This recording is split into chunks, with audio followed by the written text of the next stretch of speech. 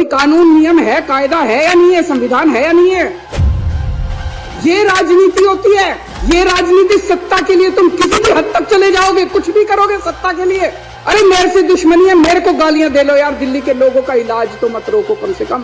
पूरा अफसरशाही के ऊपर और स्टाफ के ऊपर और कर्मचारियों के ऊपर इनका कंट्रोल है। आज मेरे को जो मेरा चपरासी मेरे कमरे में चाय पिलाने आता है, अगर कल वो कह दे मैं चाय नहीं पिलाता, मैं उसकी ट्रांसफर नहीं कर सकता मुख्यमंत्री होके भी। इतनी भी पावर नहीं है मेरे पास। बड़े दर्द के साथ आज मेरे को कहना पड़ रहा है कि पिछले साल इन्होंने किस तरह से दिल्ली के अस्पतालों के अंदर दवाइयों को रोकने का काम। इन्होंने टेस्ट बंद करा दिए मोहल्ला क्लिनिक में। 3 महीने तक पिछले साल मोहल्ला क्लिनिक में टेस्ट नहीं हो पाए। इन्होंने पेमेंट रोक दी लेबोरेटरीज की। इतने गंदे और इतने घटिया लोग हैं ये। कोई रोकता है क्या? कहते हैं राम भक्त है। भगवान राम ने कभी नहीं कहा था कि गरीबों की दवाइयां रोको, गरीबों की। पाप लगेगा तुम लोगों कि अगर दिल्ली की बाउंड्री के अंदर किसी का भी एक्सीडेंट होगा, उसका फ्री में इलाज किया जाएगा, चाहे प्राइवेट में हो चाहे सरकारी अस्पताल में हो। 23,000 लोगों का हम फ्री में इलाज करा के उनकी जिंदगी बचा चुके हैं। इन्होंने फरिश्ते स्कीम बंद करा दी। इन लोगों ने, इतने घटिया किस्म के लोग हैं ये लोग। मेरा दिल रोता है जब मैं ये सारी चीजें, मैं जानता हूं किसी दिन लिखूंगा ये सब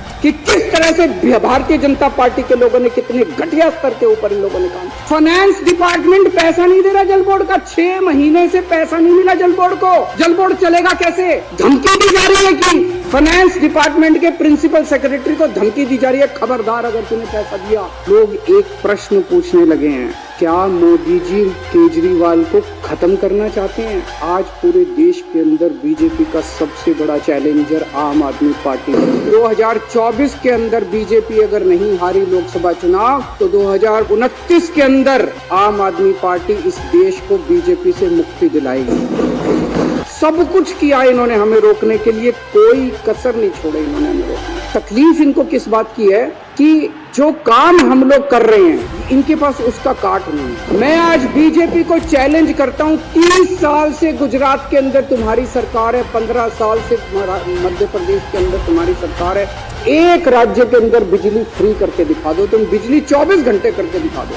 शिक्षा के लिए जाना जाता है दिल्ली को कि स्कूल बड़े अच्छे हो गए, और इनके स्कूलों को उठा के देख लो। गुजरात, मध्य प्रदेश, उत्तर प्रदेश के स्कूलों को उठा के देख लो, क्या हालत बना रखी। मैं चैलेंज करता हूं बीजेपी को, इतने सारे स्कूल तो छोड़ो, 10 स्कूल तुम अपने गुजरात में, मैं तो इतना घूमा गुजरात में चुनाव पर, एक स्कूल नहीं मिलता था जो इन्होंने ठीक किया। 30 साल के अंदर तुमसे एक स्कूल ठीक नहीं हुआ। ये काम तुम नहीं कर सकते, इसलिए इनको तकलीफ। सुप्रीम कोर्ट ने ऑर्डर पास किया, भाई ऐसे सरकार नहीं चल सकती, इनके ऊपर कंट्रोल मुख्यमंत्री का होगा। इन्होंने कानून ला के पास कर दिया कि नहीं, कि मुख्यमंत्री का नहीं होगा, एलजी का कंट्रोल होगा, केंद्र सरकार का कंट्रोल होगा। अब ये क्या कर रहे हैं? एक IAS अफसर को बुला के धमकी दी जा रही है। धमकी क्या दी जा रही है कि अगर तुमने इस सरकार का एक भी काम किया, किसी भी मंत्री का एक भी काम किया, तुमको जेल भेज देंगे। रो रहे हैं दिल्ली सरकार के कर्मचारी। एक मेरे पास अफसर आया, टप आंसू बह रहे थे, 56 साल की उम्र है उसकी, और टप आंसू बह रहे थे उस IAS अफसर के। वो बेचारा वो कहता है जी मैंने कभी ऐसी नौकरी नहीं देखी, इस तरह का माहौल मैंने कभी नहीं देखा कि खुलेआम हमें धमकाया जा रहा है। अब ये ऑपरेशन लोटस करने आए हैं। कितने ऑपरेशन लोटस कर दिए, अब तो थकते भी नहीं हो तुम। हमारी दाद तो देनी पड़ेगी तुम लोगों को। हमें क्यों नहीं तोड़ पा रहे ये लोग, हमें क्यों नहीं खरीद पा रहे? क्योंकि हमने कोई गलत काम नहीं किया। आप सब लोगों को, इतने सारे लोगों को इन्होंने अप्रोच किया। मैं सलाम करता हूँ आप लोगों को कि क्या गजब के लोग हो आप लोग। टूटे नहीं आप ही मेरी ताकत हो। दिल्ली के 2 करोड़ लोग और दिल्ली के जो आप 61 विधायक हो, आप सब लोग मेरी ताकत हो, जिसकी वजह से आज मैं इन लोगों का मुकाबला कर पा रहा हूँ। अगर आप में से कई लोग टूट जाते हो, मेरी भी सरकार गिर जाती। जितने पूरे देश में आज तक MLA खरीदे हैं तुम लोगों ने, कितना पैसा खर्च किया और वो पैसा कहाँ से आया, यही बता दो तुमने। अभी तक तुमने इतनी रेड मारी।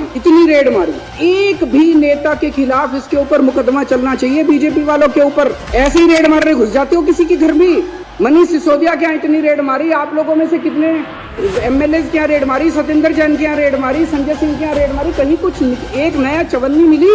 एक पैसा नहीं मिला। अरे हमारी संपत्ति लोगों के दिलों के अंदर है, बैंक अकाउंट के अंदर, और हमारा बैंक अकाउंट लोगों की आंखों के अंदर। यहाँ नहीं है हमारी संपत्ति जहाँ ढूंढ रहे हो तुम लोग। मेरी ये विधानसभा भंग भी कर दें अगर, ये जितने मर्जी षड्यंत्र करते रहें, सत्ता में होते हुए या सत्ता में बाहर रह के मेरी जिंदगी आप लोगों के लिए है। 7 जन्म में भी मैं आपका एहसान नहीं चुका सकता जो एहसान दिल्ली वालों को।